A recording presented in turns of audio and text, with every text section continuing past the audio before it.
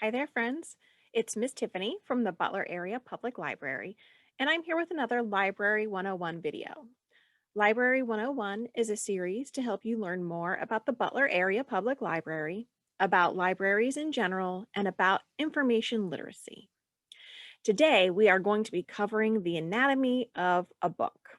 So, you may or may not know that the word anatomy basically just means collection of parts.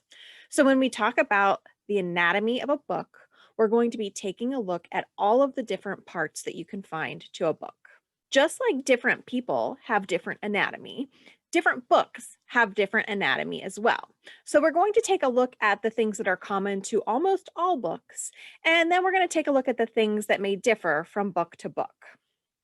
So, first, let's talk about the things that books usually have in common. Typically, every book is going to have a front cover. So, that is this board that covers the front of the book, a back cover, and a spine. The spine is the ridge so that when you open a book up, it runs right down the middle. So, when we open a book up, this is the front cover, this is the back cover, and this is the spine. And typically, any book you find that is a physical book is going to have that. Sometimes the book cover and the spine are hardback, like this one. It means it's a sturdier type of a book cover and spine. And sometimes those are paperback, which basically means the book is covered in just a slightly thicker type of paper. So think of it like regular writing paper versus cardstock. The inside of the book would be the thinner, like writing paper, and the outside of the book would be like thicker paper, like cardstock. So that is what a paperback book looks like. All physical books are also going to have pages of some sort or another. And the pages can look different, they can feel different, they can have different textures. Obviously, they're going to have different content, but books are always going to have some type of pages. Sometimes the pages are numbered, sometimes they are not, but pages are pretty much an essential part of a book. When you first open a book, you're going to notice something called a title page. The title page has lots of information on it.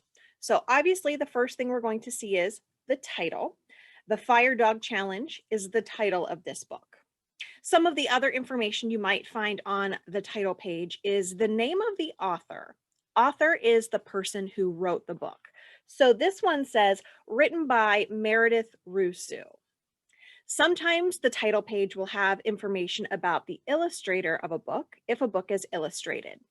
Illustrations are drawings, so if someone is an illustrator of a book, they are the ones who created the drawings or the images if there are images on the page. Additional information that you will find on the title page includes copyright information. So, copyright information gives us information about the year the book was published and what publisher published the book. So, those are the basics: a front cover, a back cover, a spine, pages, and a title page where you'll find information like the title, the author, the illustrator, if there is one, and the copyright information. But basically, that's where the universal anatomy of a book kind of ends. And even some of those are a little bit different from book to book. So, what do I mean about things being different from book to book? Well, let's take a look at a few different types of books and see if we can notice how they are similar and how they are different. So, here we have another picture book. This picture book has a front cover, a back cover, and a spine. But this picture book has an extra layer on top of that. The actual cover of the book sits inside a flap of paper that surrounds the outside of the book. This is called a book jacket. Now, just like you wear a jacket around you to protect you, maybe when the weather's cold or rainy, the jacket of a book also helps protect a book. It covers all the way around, and it typically has information about the title, the author and illustrator. Sometimes on the back, it might have information about what you can expect in the book. Sometimes it doesn't. Sometimes it looks exactly like the actual cover of a book, but sometimes it doesn't. So for this book, the actual cover looks different. All of the information is on the jacket of the book.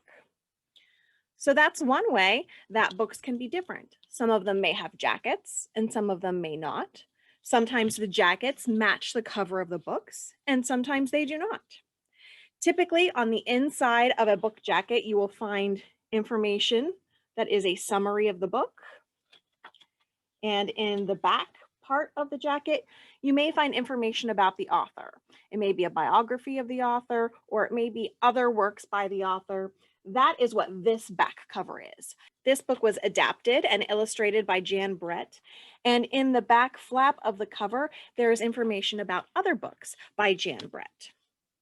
So this book does look a little bit different from the one we looked at before, right? The one we looked at before did not have a jacket. So a book jacket might be one way that books look different. Next, we're going to take a look at a chapter book. Now, the first thing you'll notice is this chapter book also has a jacket, but we have protected it with library paper to cover the book that will help protect it even more than a regular jacket would. This helps keep the book clean. It helps prevent any damage from happening to the outside of the book. So we've got the jacket, then we've got a cover, a front and back cover. We've got the book spine. And if we open the book up, you will see its title page just has the title on it. But then there's a second title page with some additional information on it. And then a totally separate page for the copyright information. So this is how one of those basic parts of a book anatomy can look a little different, right? Some books have the title information and the copyright information all on the same page. This book separates them out. This book also has some additional information right at the front of the book. This is a chapter book and it is a work of fiction and it takes place in an unknown kingdom to us. So one of the things included in this book right up front is a map of the realm where this book takes place. And this book is all about dragons. You'll notice that the land is actually shaped like a dragon on the map.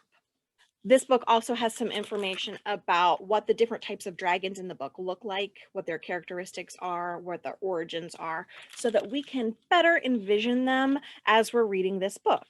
So this book gives us a lot of information up front before the story even starts. We've got a map, we've got some information regarding what the dragons look like, all before we ever start reading, right? So that's another example of how a book can look different. It can have information that is in addition to just the text. And because that information may be important before we even start reading, sometimes they'll put that information up front. We have another book that has an example of some upfront information that we haven't seen in any of our books so far. So this is a book about who was Claude Monet, and it's got a front cover, no jacket on this one, a back cover, and the spine. It's got a title page. It's got some copyright information on this page. But then this page is unlike any we have seen in the books we've looked at so far. This is a table of contents. We see this often in either chapter books or nonfiction books. In a table of contents, basically, everything that is covered in the book in terms of broad topics will be listed out in a list with the page numbers for where that section of the book begins. So let's say you wanted to learn just about Claude Monet when he was a child. You didn't want to learn about his adult life. You look in the table of contents in this book, and one of the chapters is named A Boy Who Loved Drawing, and it says it starts on page 5. So we can turn to that portion of the book and read that specific area. Again, this is much more common in a nonfiction book, but sometimes chapter books also have a table of contents.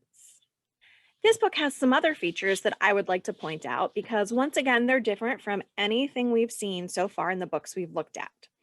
Just like sometimes books will put supplemental or extra information up front, things like the maps and the description of the dragons that we looked at in our dragon book, sometimes books will also put additional information at the back of them, things that make more sense to review once you've read the whole book.